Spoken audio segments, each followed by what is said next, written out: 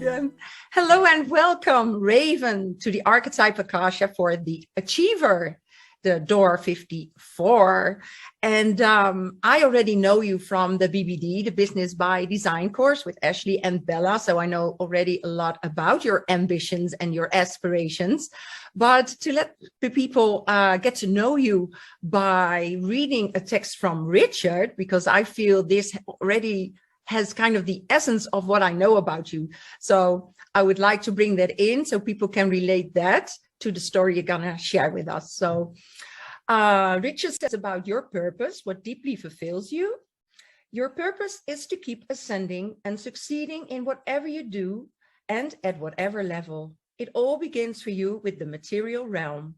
Once you have mastered matter and learned how to prosper financially, you can transcend this and move on to more spiritual things, or you can blend the two approaches. Your life will follow a natural evolution in this way, and you will be given legs up by those higher in the hierarchy along your path. However, you must be patient. The unraveling of your life path takes time, and there will be moments when you wonder whether you are getting anywhere. The key for you is not to worry about your goals so much as to get down to the business of moving towards them. At whatever level of frequency you are working, your aspiration itself will always ensure that you receive the right help in moving upwards. You cannot control or speed up this natural process of transformation and transcendence. So the first question that came up for me, because you know, the spirituality in your life, the way I know you is like, you know, top one, and then comes 2 and 3 maybe, but spirituality is your business and your life. So my question was, what made you seek spirituality, and at what age did that already start, or was it first financially, and how did these two connect at one point? Wow. Just taking in that amazing quote, and definitely ringing true for me. And, you know, I like to say for a long time, I was in the matrix. So I grew up in New Jersey. I worked in New York City. I was in corporate. I worked for the Financial Times for 8 years.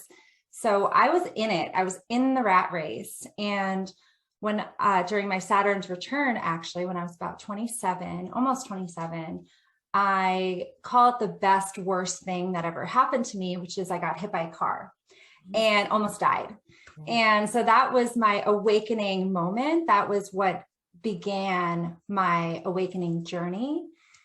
And it was a blessing. It was also incredibly difficult, but I don't know if I would have woken up as fast as I did after that and became such a voracious truth seeker, because it really just accelerated. I asked questions like, what am I doing with my life? What would I have done? You know, if I had died on that street that night, I was walking across the street, what had I done with my life? And at that point, I couldn't really say a whole lot, and I hadn't traveled much.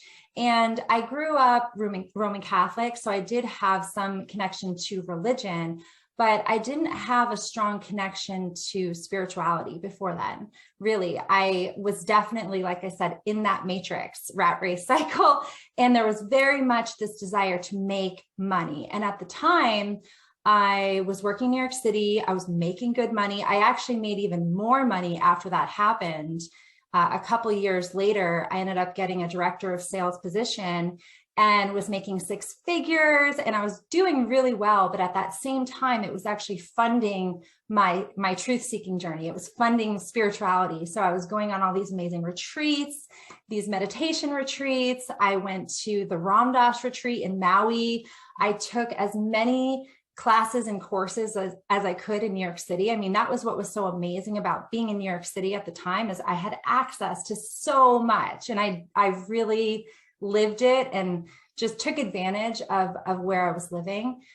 And I went to the Chapel of Sacred Mirrors, Alex and Allison Gray's place in upstate New York, and I took my first Gene Keys weekend workshop. So that's actually how I got introduced to the Gene Keys. So that's really my beginning, was my Saturn return. And whenever I talk to people about their Saturn return, I share this with them, not to scare them, but that there can be some really amazing awakenings that happen, but it can also be really challenging. So that was how I started. And I just wanted to learn more and more and more about myself, more about life, deeper truths. I mean, I was watching documentaries.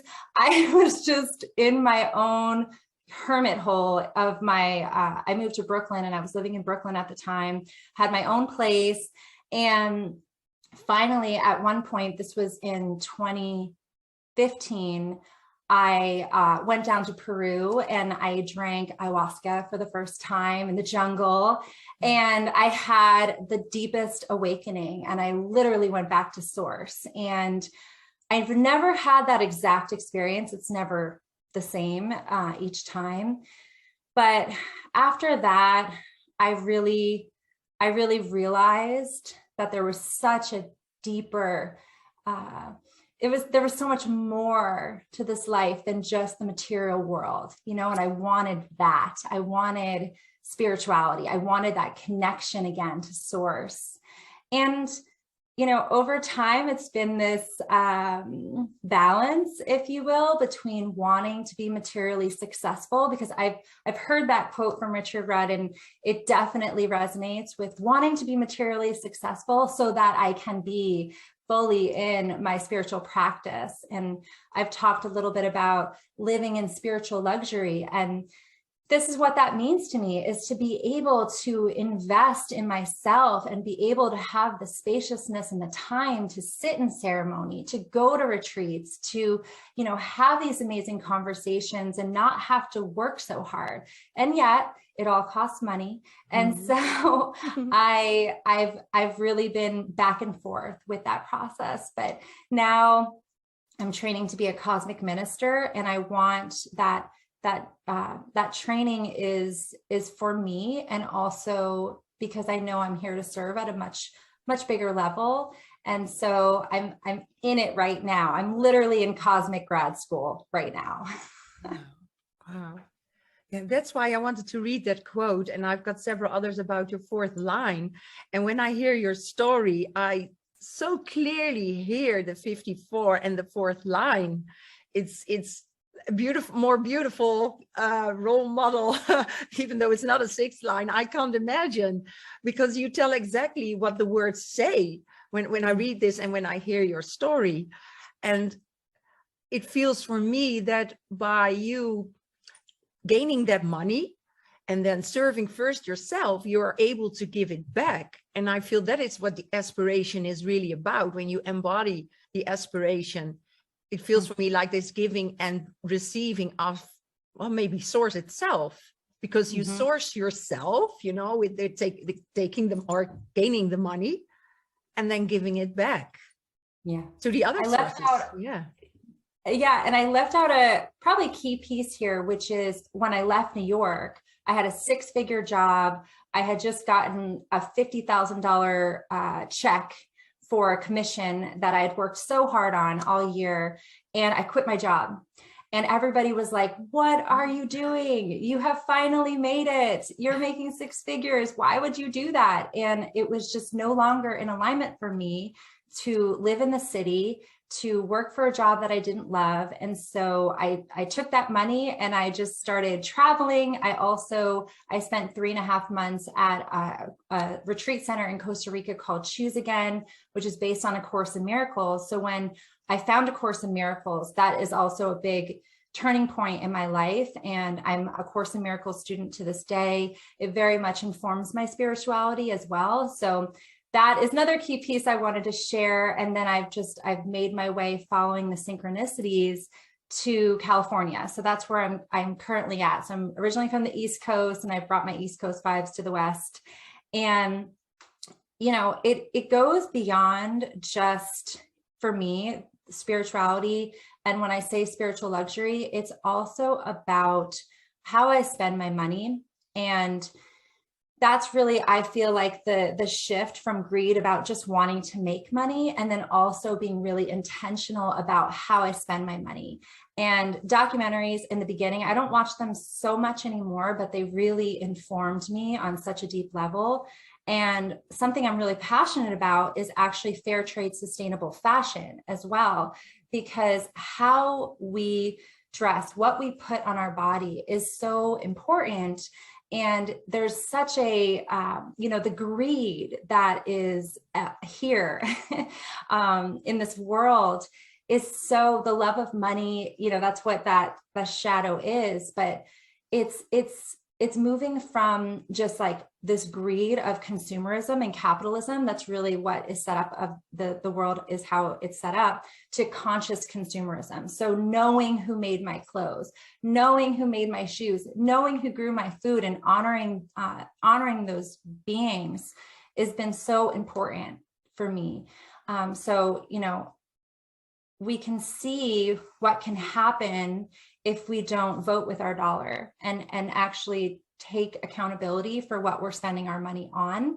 So that's been the shift for me, is moving out of that to really being conscious about, what I'm spending my money on and why, and moving away from fast fashion and definitely fast food and cheaply made things, mass produce everything, to really caring about craftsmanship, really caring about it. This bodysuit I'm wearing, I know who made this. I know who made my earrings. She's a friend of mine. I know who made my necklaces. I know who my friend made these rings. I love supporting artisans, and really getting back into the craftsmanship and the design, and just supporting people versus this fueling this mass consumerism and capitalism and consumption, the greed that exists here. Because, right, all the gene keys exist in the outer world. So that's just one that's been really, for me, really, I've been really passionate about. Yeah, wow. You're really honoring everybody's uniqueness. And that's why I feel that bringing or giving back to the source is, I see this flow of honoring every bit of source that we are. We come from this big source. That's what we both believe in, and both inner knowing, is it right? It's an inner knowing that we all are just pieces of this big conscious crystal. And by honoring all these crystals, all these reflections of ourselves, that's amazing that you became aware of that, and that you made that conscious choice to do that. Could you share maybe how you became aware of the consumerism? I see it, but it's not in my design, so I'm not that attuned to it, but you are. And is there something that really, again, like the waking up that you had with your accident, did this also happen that you suddenly saw the materialism in the consumerism? And how did it make you feel?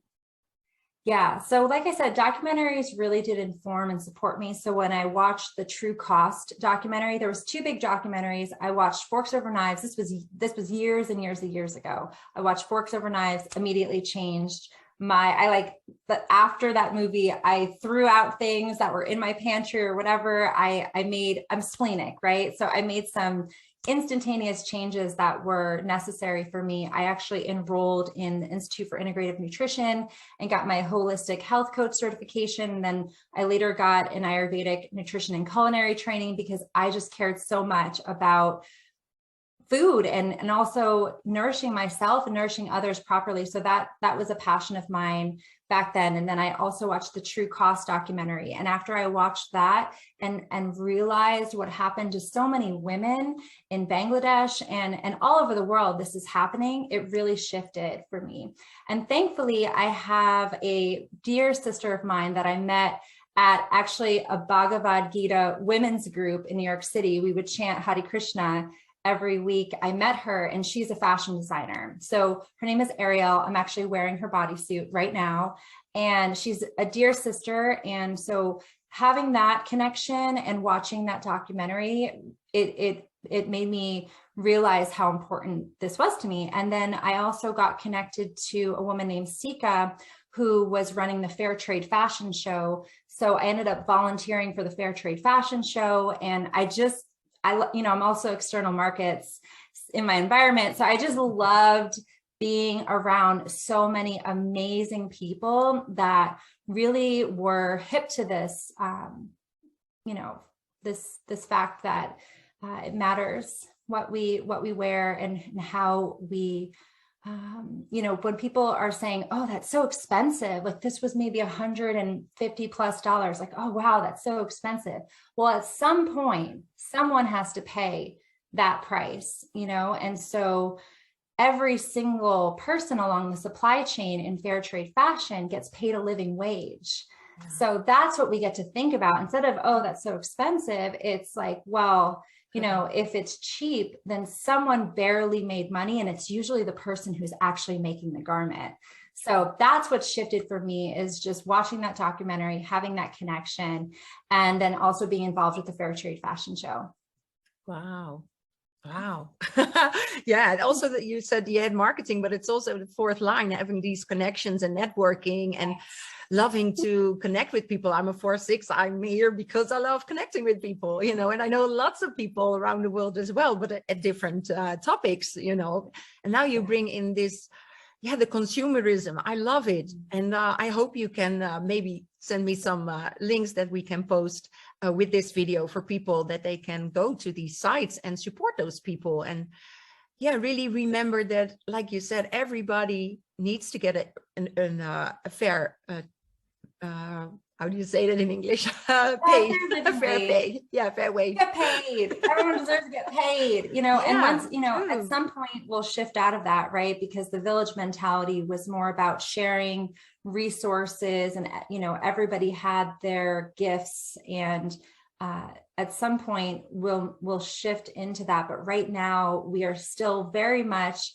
in a world that is run by money. And so that's how we can actually, money is energy. So we can actually use our money to fund and fuel the things that we care about, versus just continuing to support companies and behemoth companies, right, that are not looking out for our highest and best.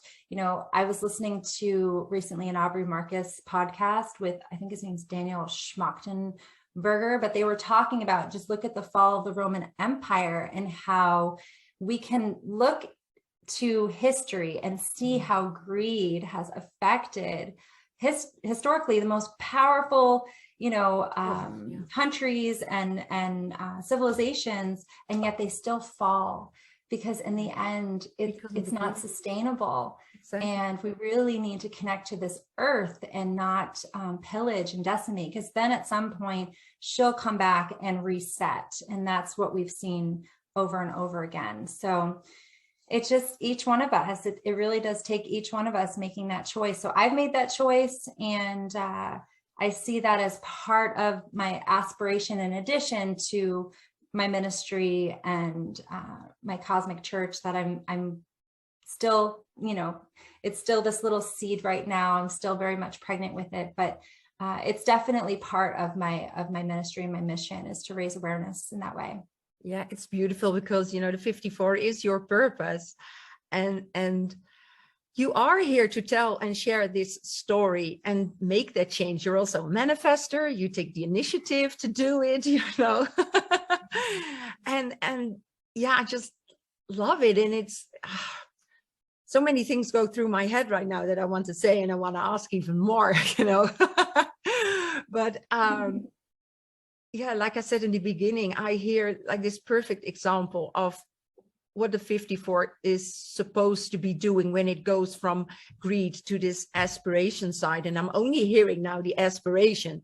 So of course I am curious about, does the greed, it has two sides, reactive and repressive, does it still show itself, and how do you deal with it?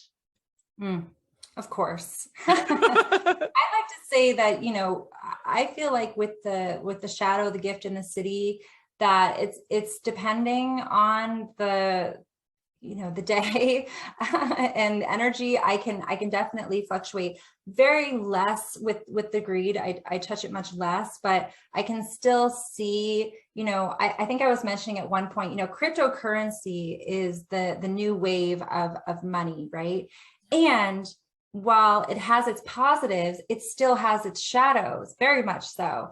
And a lot of very, very, very, very, very rich people are just getting more and more and more and more and more and more rich, right? And is that money being used for good, or are they just hoarding it? So I can see myself just wanting to find the coin that I could make so much money off of, and just wanting to invest in it. Ultimately, though, I know when I do make that money that I will be using it for the better.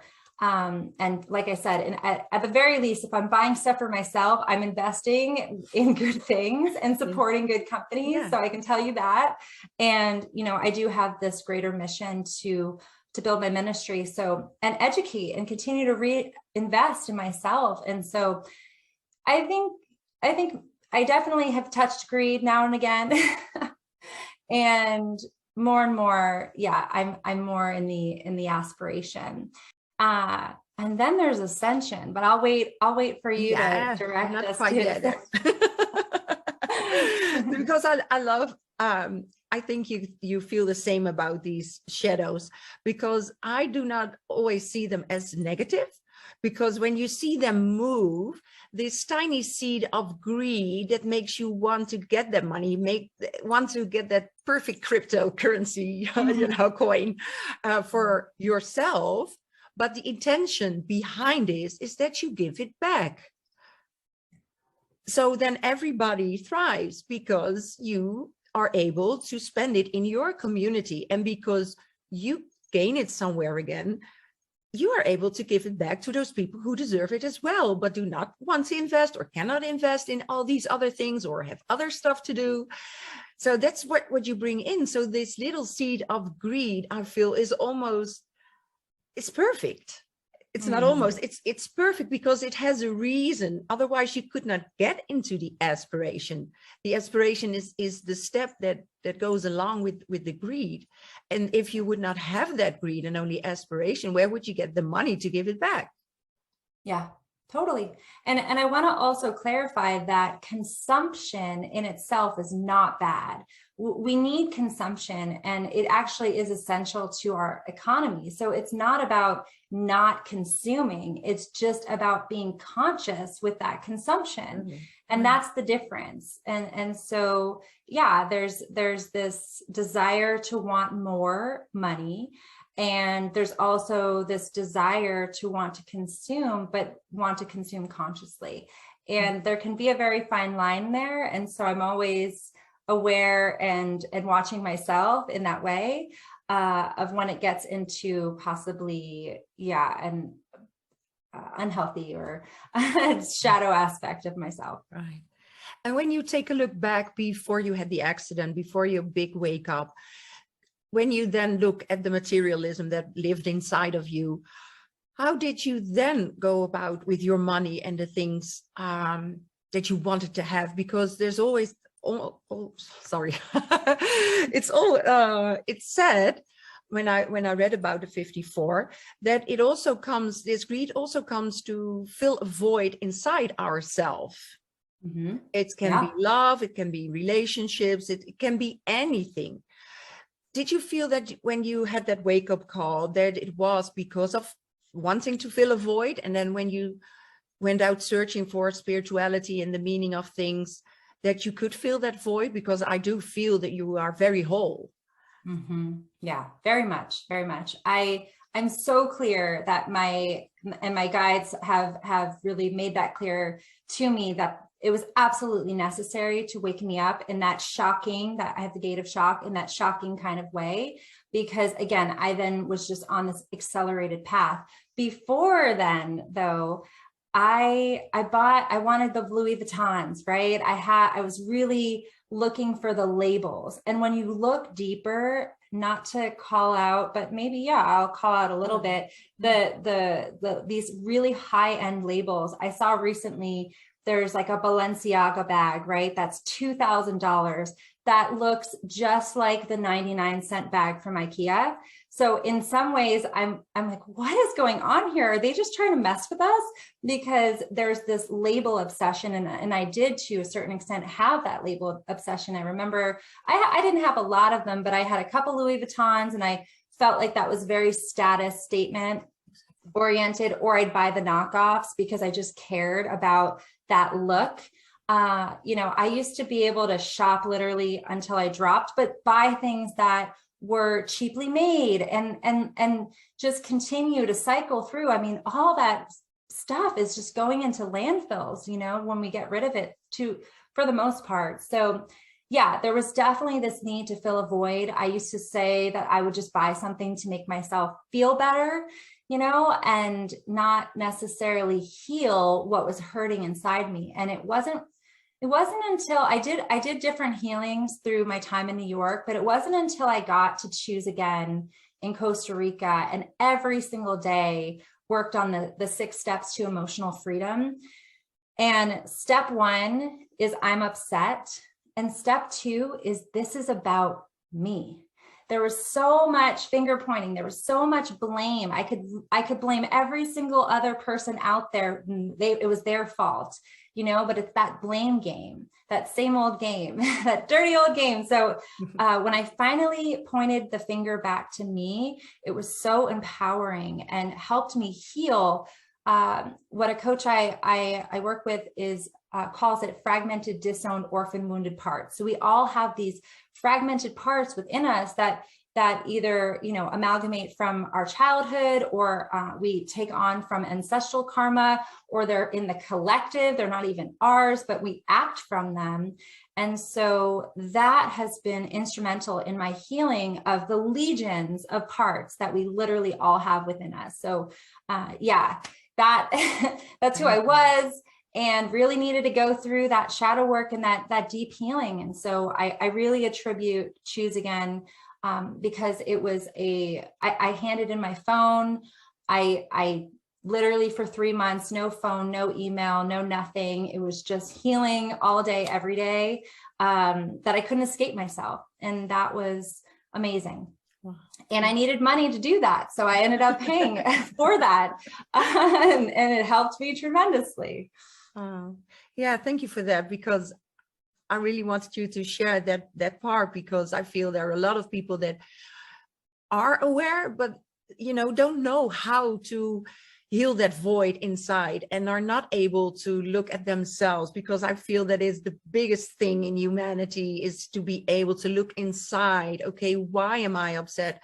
Why do I feel this void? What do I want? Well, I'm missing love, or I miss connection, or I miss this. And it all has to do with the self-acceptance, the seeing of the unique you that you are, and not comparing with another person. And I feel that humanity does that a lot too. And I feel that could do so much healing when we see that we are good enough just the way that we are, that we have a certain program within us, you know, our design. And when we start embracing that for me, at least, was when I was looking, I was like, yeah, the first thing is like, oh, I only have this one channel here and this one channel there, and it's in my south node. So I practically only got one, you know, one channel. Oh, I want to be this and I want to be that, all these open centers, you know. And then I relaxed and it was like, well, apparently I don't have to do a lot in this life. How beautiful. I don't have to do anything. I have the 952, so it's like this, you know, the mountain and step by step and doing what I love. And when you are able to relax in that, you can fulfill your purpose like you are doing. It's amazing, beautiful.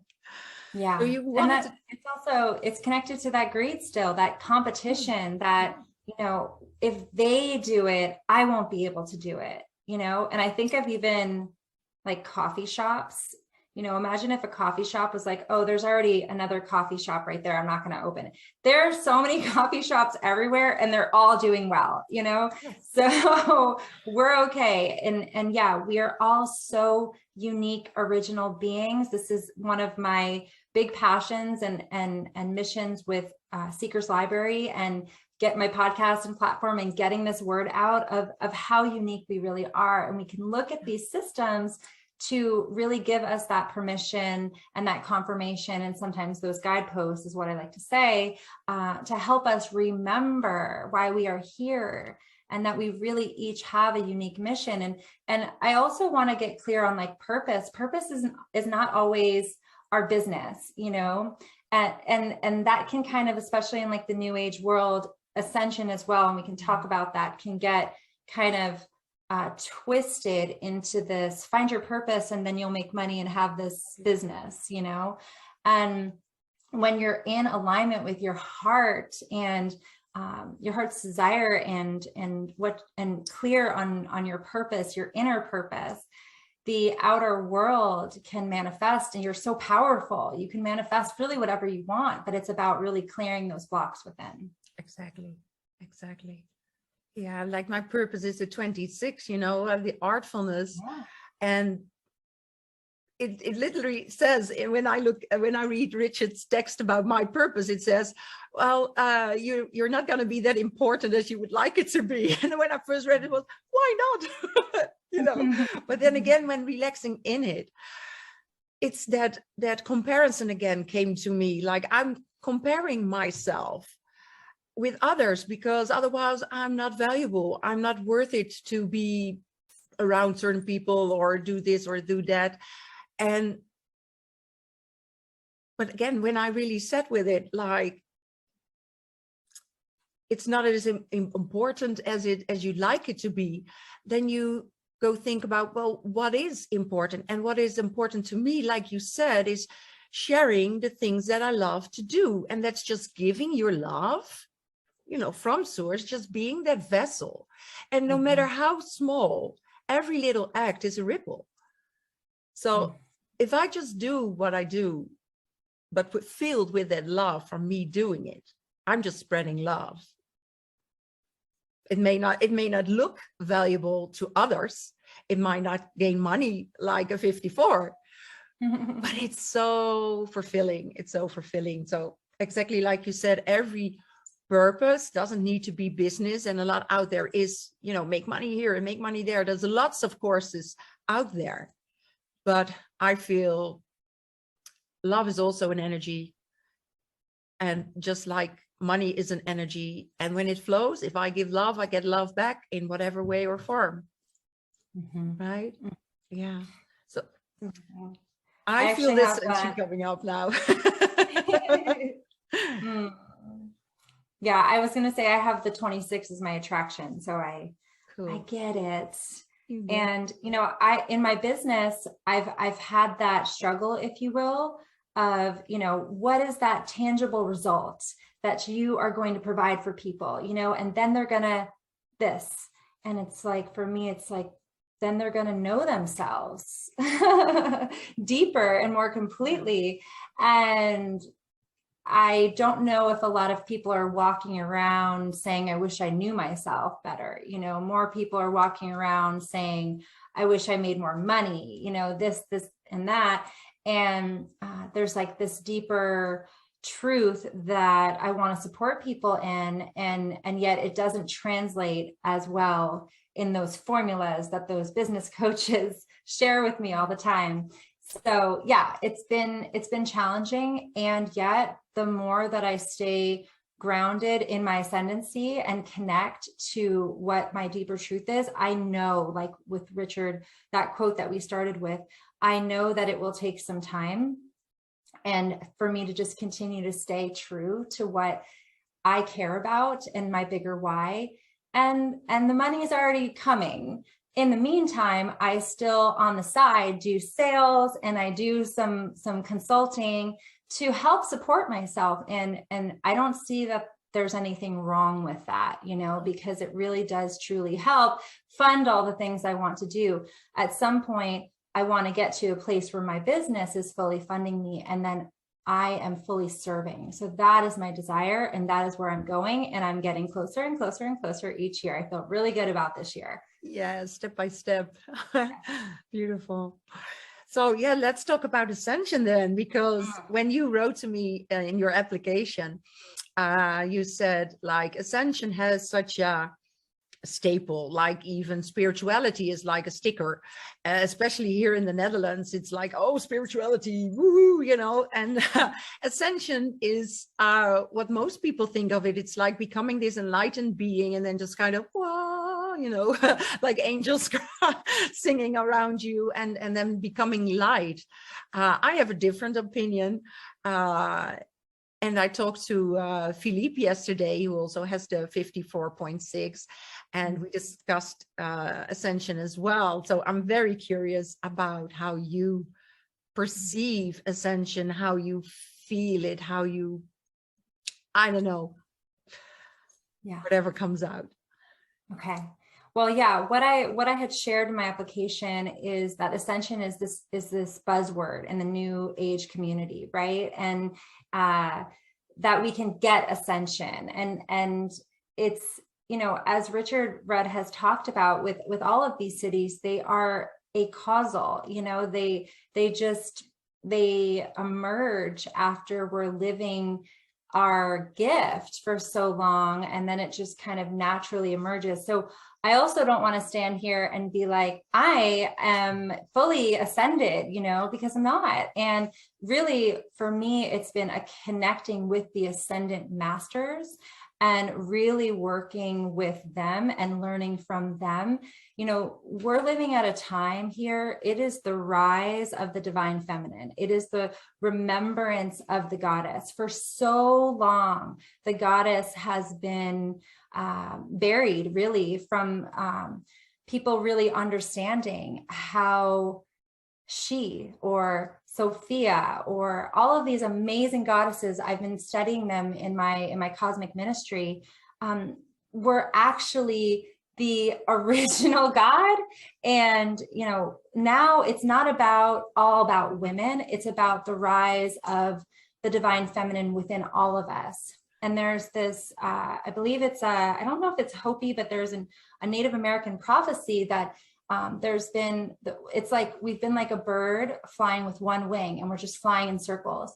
And now it is time for us to fly with both wings. And that is the divine masculine and the divine feminine. And remembering the goddess is part of that. And connecting to the ascendant masters for me is part of that. So that really includes many beings. I remember one ceremony that I sat in. I really wanted to know who my team was. I want to know who were my ascendant masters, you know, give me the names of my team. And I went in, and the guidance was, they're all here for you. They're all here for anyone and everyone. You just get to call on who you want to work with, who you want to call on at that time, and they'll be there.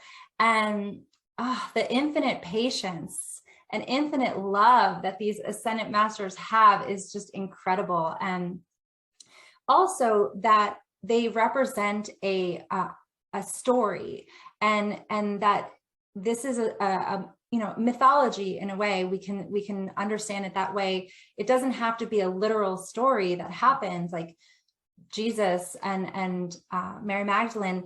We can look at, but they also walked this earth. We can look and learn from the story of these goddesses, of these ascendant masters, and learn the story of what they're trying to tell us, so that we can connect to our ascendancy. And I like to say grounded ascendancy, that it's really important for me to stay grounded, because if I'm too up in the ethers, I could just fly away. And at some point I will, like Isis did, like Hathor, you know, at some point I can just fly away, but I'm not there yet. So I'm going to stay grounded here on earth, because that's where I'm here and meant to serve. And we can do so much good in this world when we stay grounded in our ascendancy. I hope that made sense. Yeah, definitely. We talked about it with Philippe as well, because I have the 47 as my life's work, and then the 22 as my evolution. So it's a transfiguration, and I feel that's the alchemizing also of the light body. So I feel ascension and transfiguration are very close. yeah, the mystery schools, all the archetypes that they bring in and the stories that they have, even like with the wisdom keepers of Rosie, they bring us a message to make us more aware, to make us conscious of what's already inside of us, because we've got all the elements inside of us, and they are, an archetype of a element inside of us. And if we are able to activate them by becoming conscious and by observing ourselves when we are in action in this vessel, we are able, to pick them out like, okay, I need you now and I need you now, but then it's from here and then bringing it outward, right? Right. Beautiful. Definitely. Yes. So I would love to know more. It's also my personal curiosity, of course, of all the things that you have learned and all the things that you do with the Seeker's Library and the things that you now are, holding inside your womb and want to bring to birth, but it's not quite yet there. What is it? When I want to envision it, how does it look when it is finished? What do you want to bring to us? I'm just like feeling it so good. Okay. Well, first I want to share where I'm at, because we are talking about the ring of seeking, and I have very much been a seeker for so long and really wanting to know myself. And there can be this point of moving past that, right? And fully embodying these codes and not having to necessarily need them anymore. And that's kind of the point that I'm at right now, is like still wanting to hold on to the knowledge in the destiny card system. I'm a master of knowledge. So I am just so obsessed with the mind at times, and really wanting to understand myself at such a deep level and wanting to understand everybody else. I joke sometimes when I meet someone, I try to hold myself back from asking for their birthday, because it's such a big part of has been such a big part of my work, is wanting to know people in that way. And now I still do. And yet I'm moving into this space of being, very much like the Gene Keys is a living transmission. And so that is where I'm going, is being a living transmission. And so it's just been about really honing my skills, my channeling skills, my light language skills, that I know that we have that connection, and just having those conversations with star beings and moving into this direction of trusting myself in my body when I get those spirit chills, knowing it to be a deep truth, have no idea logically at this point what I'm saying at times, but knowing this deeper truth that I'm having a cosmic connection. And so that's where I'm at. I'm still in the mind and in the seeking, and yet I'm moving into being. Today in the dream spell is actually spectral dragon, which is being, birth, nurture, being, guided by the dragon. So it's all about just being. And at some point we get to move out of the seeking and into the being, and into seeing in Lakesh, I am another you, and seeing ourselves in each other, and not necessarily needing to label all of it. But there is a process that is beautiful, that's important to go through to fully love and accept and understand understand myself. I'll just speak for myself, that I get to go on this journey. And I've been on this journey, and it's not about the destination, right? So now I'm moving into my cosmic ministry, and I've found an amazing teacher, an amazing mentor. I've been calling in mentors in my life for a long time, and finally found and called in an amazing teacher that I've been studying with. And so it's actually a 2-year seminary. So I'm already an ordained minister, but I'll be officially a cosmic minister in 2 years. And from there, I have this beautiful vision of a cosmic church. I'll be opening up a trust as well. And at some point, it will come to fruition. I can see it in my mind's eye so clearly. and it's a beautiful place to worship. And it's accepting of all galactic denominations of spirituality. And that is where I'm going, and I'm really excited about it. But I have no idea how long it will take. Patience. Yes, exactly. Patience. That's where I'm going. Yeah. Wow. So when you shared, I was seeing like that everybody is welcome there, no matter what kind of background you have, no matter what system or religion you believe in or hold up to be your truth. Which I love, because I feel, again, we all hold a piece of truth, because the whole truth is too much for this vessel. We cannot comprehend the whole truth. That's my conviction. That's my 63. So that's going to be amazing. Do you also see like a sort of a community around it, like a village or something? Yeah.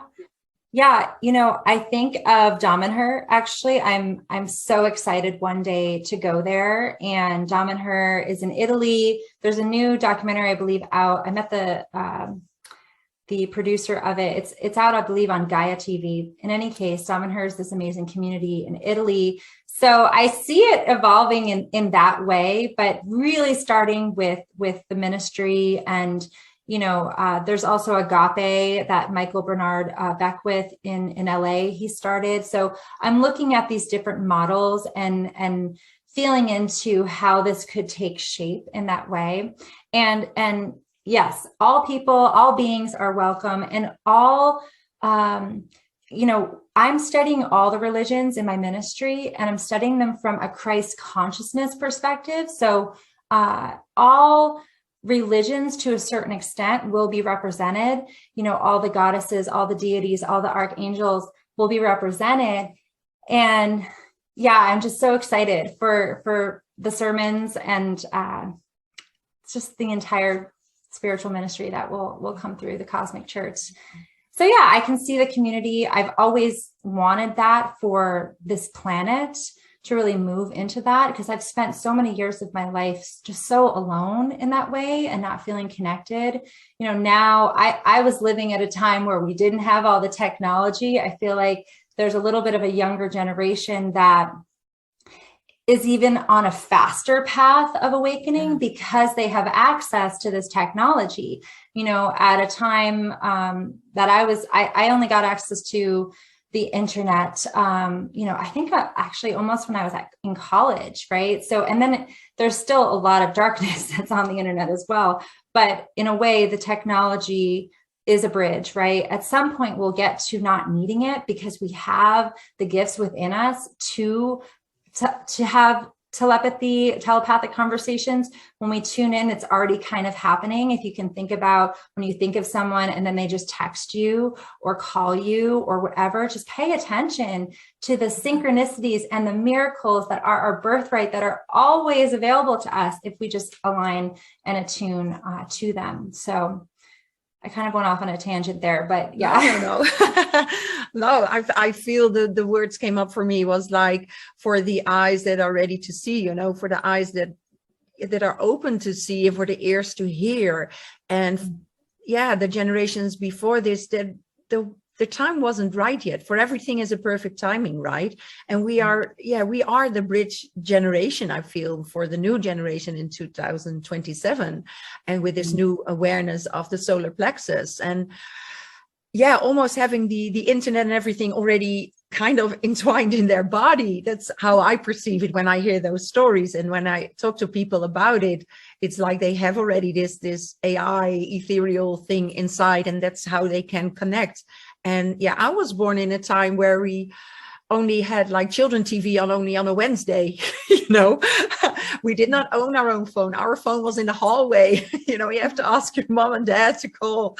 And, and now with the internet, you can Google anything and you can read a book. You can watch a documentary that wasn't there for us. Well, at least I'm 47. So even for me, I had to be older before I could access all those things. And the newer generations, whenever they are able to read, they can go, on the internet, on iPad or whatever, and access the knowledge they are seeking. and take it more in, because younger people do, they take in knowledge so much faster, you know? Totally. Yeah. And that's where I see when we talk about the ascension, and ascension is really something that gets to be fully embodied. And it's so easy nowadays to look something up on the internet, and if you have enough confidence, stand in front of a camera and talk about it like you've already lived it and embodied it. And that can be kind of it can just be, I guess, the spiritual bypassing is the word that can come up for me. And that's why I know deeply that it's going to take time for me, and I want to build this ministry so that I can sit and connect and dance. It's not even just about staying still. I get so many amazing downloads and connection to source and my guides when I walk along the beach. You know, when I get outside and I breathe the air and this beautiful planet, like that is also part of it. And having rhythm and ritual for me is, you know, that's my North Node. And we just had this nodal shift, and it's for me, it's the 6th house in Taurus. And it's so important for me to have this rhythm and ritual. It's new to me. I'm all about the 12th house, Scorpio, like shadow, like, you know, that's like actually something that's more natural, but now it's really time for me to build that ritual and rhythm. And that will also support ascension, like those practices, those continuous practices, whether it's, you know, the Sufi dances or all the different religions that have brought through really powerful practices to support ascension, to support this body, to have this, you know, like Kundalini awakening that's so popular to talk about. It's really important. You know, this is also the path of the serpent, right? And it's really important that we take good care of these bodies, and not just speak as talking heads, and really have that be embodied. And I'm talking to myself right now, right? It's important that everyone understands that this is for me. And if it's for you, you know, great. And I always say, take what resonates and leave the rest. It's so important. Think for yourself. Exactly. Yeah. Ascension now feels for me to be connected with source all the time. And you do that by not thinking, but by being in the body and being that vessel, being open for that connection. Right. Wow. Yeah, and that's the receptivity, you know, and essentially that's the divine feminine. That's in the Kabbalah tree of life. That's Bina. It's the void. It's the dark. It's the womb. It's the womb. And in this fast pace, I've had to really unhook and unwind and unlearn from a very masculine, patriarchal, even more society. And that was my time in New York, you know, so it's taken me time and healers and lots of healing and practices and processes. And I'm still unwinding from that. And I yearn for like a goddess temple. In other lifetimes, I likely just lounged in the temple, and it felt so good. And there was so much more spaciousness to connect to our bodies. Now we really have to be diligent about making time for it, you know, because it's so easy to get wrapped up in literally so many things are vying for our attention at every moment. So if you're watching this, I am just so grateful that you are and you know, spending your precious time listening to me and Corrinda rap about the 54th gene key. Well, I'm glad you're here to share these amazing experiences and your insights and your journey and everything. And what just came up for me when you talked about the masculine and the feminine, poof, I saw the sitting man of the human design graphic, the body graph. And, you know, we have the logical side and the abstract side, and the logical side is on the left, and that's the left brain, and the right brain, you know, is on the right hand, of course, but that's also where the new awareness is coming. So you had the ajna and the spleen being the awareness centers. And now the feminine, the solar plexus, is coming online, so to speak. So then we are going to that new generation of, this total Christ consciousness, because that's the left and the right, and in the middle you have the third eye, and then the bridge. And when that's all like activated, it's ascension, transfiguration. Yes. Amen. Aho, ashe. Yeah, that's a close. Wow. I'm going to look if I have any more questions, because you're already so, illuminating on everything. And yeah, the things that I wrote down and that I had sent you about your fourth line. Well, yeah, I can share it in here, but it's already what you are doing. You are embodying the fourth line like perfectly. So that's a compliment to you. And let me see. Yeah, beautiful. Here again, I see enlightenment and darkenment, and we talked about that too. So I'm sorry, I don't have any questions. Wow. Thank you so much. The last thing, I don't have a lot of knowledge on this right now, but I will say I've been doing network spinal care, and the most recent session I had, we did a stage 11, and it was called descent as well as ascent. And so there's, again, what keeps coming through, like you said, is just ascension is in every kind of moment, right? Of being connected to source, and just remembering, that connection, and being thankful. Every morning now I start off and I say, thank you to infinite creator, source of creation, God, goddess, universe, Holy Spirit, all that you are. Thank you for this day. Thank you for my life, for this body. Thank you for my family and friends. Thank you for the medicines. Thank you for this beautiful planet, Sophia Gaia. Thank you, thank you, thank you. And I used to say this, and it's still true. If I only had one prayer, it would be thank you. So thank you, and thank you. And yeah, thank you to everyone who's watching. Thank you. No more words. Thank you. In wholeness. I'm stopping.